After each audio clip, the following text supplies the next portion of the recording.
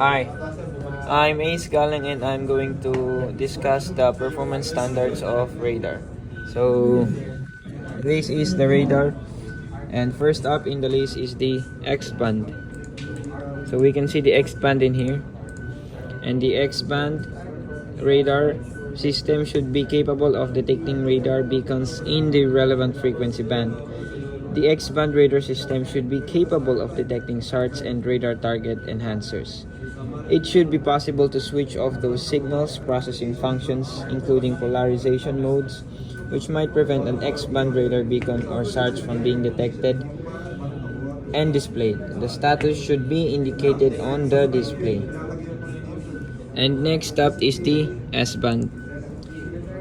And the S-band should have a wavelength of 10 centimeters and a frequency of 3 gigahertz, and it should be used especially when in rain or fog, as well as for identification and tracking.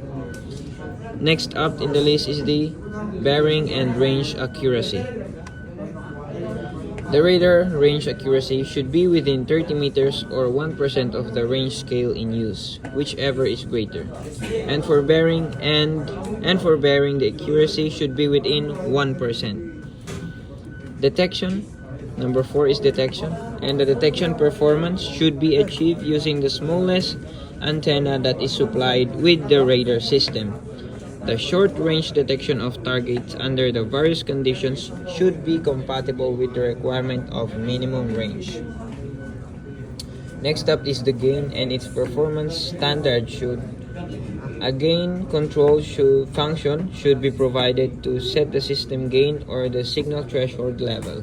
So this is the gain, and a signal level should be provided. There should be a clear and permanent indication of the status. Indication of what number are we in the gain. Status and level for gain and all anti-clutter control functions. Gain and all. Moving on to the anti-clutter. This is the clutter for sea and rain. Effective manual and automatic anti-clutter. This is the manual adjustment of the anti-clutter, and this is the automatic anti-clutter. There should be also a clear and permanent indication right here. There should be a clear and permanent indication of the status and level for gain and all anti-clutter control functions. They are very similar to the gain. And moving on are the range rings. An appropriate number of equally spaced range rings should be provided for the range scale selected.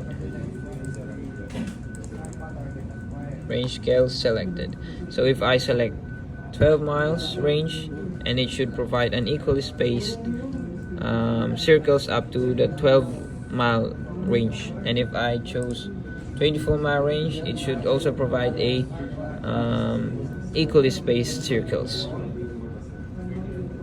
When displayed, the range ring scale should be indicated, which is in here.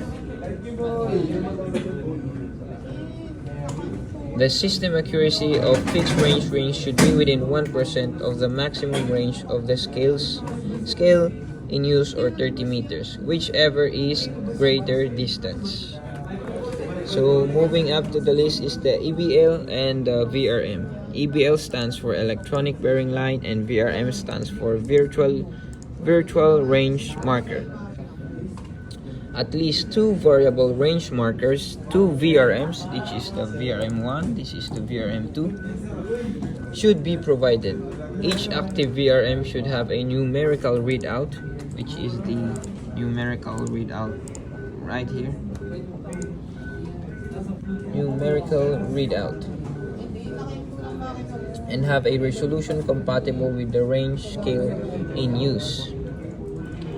The VRMs should enable the user to measure the range of an object within the operational display area with a maximum system error of 1% of the range scale in use, or 30 meters, whichever the greater distance. So we should be able to adjust the VRM, the virtual range marker. Next up is the bearing scale. A bearing scale around the periphery of the operational display area should be provided, which is the bearing scale. These are the scales. The bearing scale should indicate the bearing as seen from the consistent common reference point. The bearing scale should be outside the operational display area. It should be around this display area. So it should be outside this display area. It should be numbered at least every 30 degrees division and have division marks of at least 5 degrees. 5 degrees. The 5 degrees and 10 degree division marks should be clearly distinguishable from each other. So they should be clearly distinguishable, 10, 20, 30 from each other. 1 degree division marks may be presented where they are clearly distinguishable by another. So we can also include the 1 degree division, but make sure that they are clearly distinguishable. Next one is the heading line. A graphic line from the consistent common reference point to the bearing scale should indicate the heading of the ship. So it should indicate the heading of the ship. This is the head marker. This is the heading line.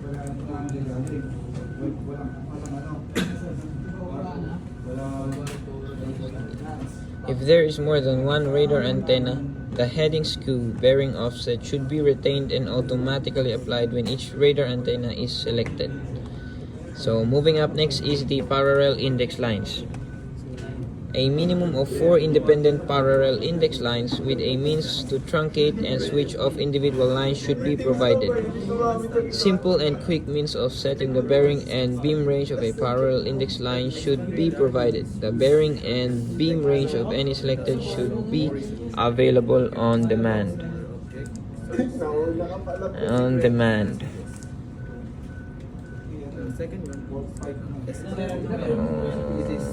Is around here the parallel bearing line, parallel index lines. So moving up next is the display mode, which are the north up, course up, and the head up. A true motion display should be provided. This is the true motion display, fixed motion, and the relative motion display, where the reset is selected to occur at least on every scan or equivalent. These should be equivalent to true motion with a fixed origin. In practice, equivalent to the previous relative motion. North up and course up orientation modes should be provided. As I have said, this is the north up and the course up orientation. They are provided right here. Even the head up is also provided. Next up is the off centering. Off centering. Manual off centering should be provided to locate the selected antenna position at any point with at least 50% of the radius from the center of the operational display area. On selection, on selection of off-center display, the selected antenna position should be capable of being located to any point on the display. So when I click the off-center, I should be able to move the center of the screen. On true motion, the selected antenna position should automatically reset up to 50% radius. On true motion, when I click true motion, it should automatically reset to up to 50% radius to a location giving the maximum view along its own ship's course. Provisions for an early reset of the selected antenna position should also be provided. So moving is the ground and sea stabilization mode. So the stabilization mode source should be clearly indicated. The source of on-ship speed should be indicated and provided by a sensor approved in accordance with the requirements of IMO for the relevant stabilization mode. Next up is the azimuth stabilization. The radar should be integrated with gyro or by an equivalent sensor for heading information, excluding the limitations of the stabilizing sensor and type of transmission system. The accuracy of azimuth alignment of the radar presentation should be within 0.5 degrees with the rate of turn likely to be experienced with the class of ship. Moving up is the motion. It should clearly indicate true or relative. True or relative motion. It was even added here, the relative motion, the fixed motion, and the true motion. So the true motion, ships and other moving targets are moving according to the course, and for relative motion, fixed targets are moving and the ship is stationary. Moving on to the vectors.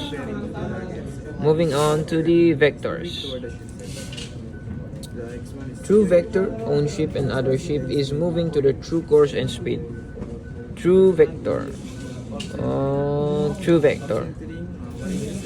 North up. Relative motion. True motion. True vector, relative vector. True vector, relative vector. True vector, own ship and other ship is moving to their true course and speed, while relative vector tells if the target has degrees of collision and the vector line is relative to you. Moving on to the target acquisition. Target acquisition may be manual or automatic. This is the manual target acquisition and this is the automatic target acquisition. However, there should always be a facility to provide for manual acquisition and cancellation. So we should be able to cancel manual and automatic acquisition. Arpa with automatic acquisition should have a facility to suppress acquisition in certain areas. So if we click the acquisition, we should be able to reset or fix the area that auto acquire is gaining targets. So the automatic or manual acquisition should have a performance not inferior to that which could be obtained by the radar display indicated on the display. So moving up is the target tracking. Target tracking, this passage describes the specifications for an automatic radar plotting aid system on a ship.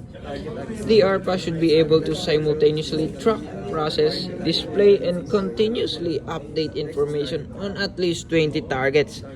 So we are talking here about 20 targets simultaneously, whether acquired automatically or manually. So we can acquire 20 targets at the same time, manually or automatically. And that is the power of target acquisition or target tracking. The system should have criteria for selection of targets for tracking. There should be a criteria provided. The reliability of tracking should not be less than manual recordings, and the Arpa should continue to track a target for 5 out of 10 consecutive scans. Efforts should be made to minimize tracking errors, including target swoop. Target swoop is when the target is close to each other and they swap information from each other. And the effects of error sources should be explained to the user. And moving up is the Arpa display. The display may be separate or integral part of the ship's radar. This passage describes additional specifications for automatic radar plotting aid system on a ship. The Arpa facility should be available on at least 3, 6, and 12 nautical mile range scales with a positive indication of the range scale in the use.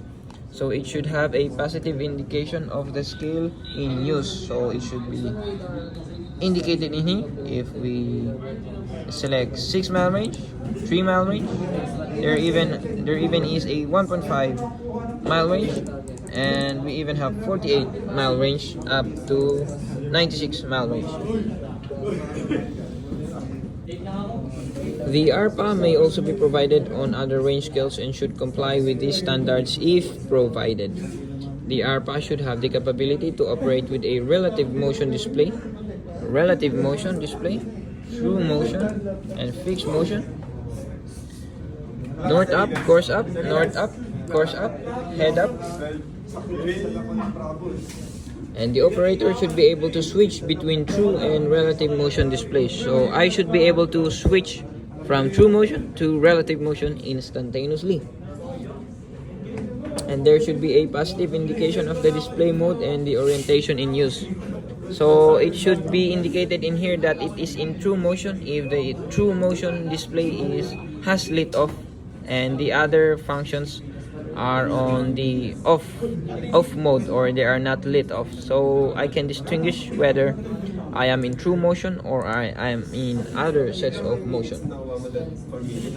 And the Arpa should display target information including course and speed in a vector or graphic form that clearly indicates the target's predicted motion. So if there is a target in here, their information should be displayed around here. And moving on is the Arpa target data. The observer should be able to select any track data to obtain data. So I should be able to select any target data using the manual acquisition, and target selected should be marked with the relevant symbol on the radar display.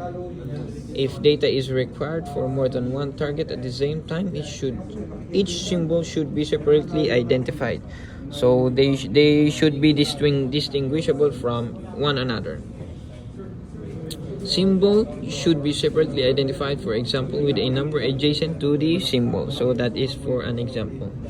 Following data for each selected target should be clearly and unambiguously identified and displayed immediately and simultaneously in alphanumeric forms outside the radar area. And that is for the Arpa target data. Moving up to the last performance standard of radar is the operational warnings and alarms. So they are indicated right here. The Arpa should have the capability to warn the observer with a visual and audible signals of any distinguishable target which closest to a range of or transit a zone chosen by the observer. So some of these information are being set by the user, so that if this information is somewhat compromised by the target's data or target's course, then the alarm should sound off.